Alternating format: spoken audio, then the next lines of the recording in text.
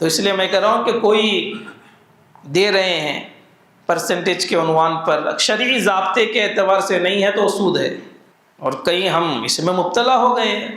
ہمارا اصل کا اصل وتاج رہنا، ہم نہ آتے رہنا، انہیں ایک 20-25 لیتا ہے، 5 لاکھ تک نہ دیتا ہے، پورے 20 ڈبا کو چلے جاتے ہیں، اصل بھی گیا، نفع بھی گیا۔ ارے بات سمجھے نہیں سمجھے؟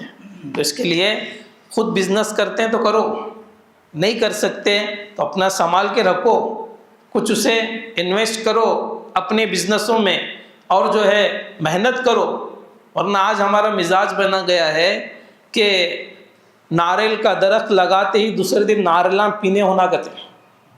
ارے سمجھ رہے ہیں؟ بزنس کرتے ہی فوراً میں ایلان مسک ہو جانا، امبانی ہو جانا، ارے ہے نہیں بھائی، ارے بھی محنت ہوگی تب کچھ پھل ملے گا۔ ناریل کا جھاڑ لگاتے 8 سال کے بعد ناریلاں پینے ملتے ہیں، ہمیں دوسرے دن ہی چھونا کرتے ہیں، 5 لوگ ٹھہرے رہتے ہیں۔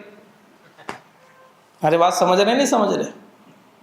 تو یہ مزاج پیدا ہونے کی وجہ سے پیسہ یہاں وہاں لگا رہے ہیں، ادھر لگائے ادھر لگائے، اور ڈبانے والے ڈبا رہے ہیں، اور ہماری قوم ان فراڈی کے پیچھے اپنا پیسہ لگا رہی ہے۔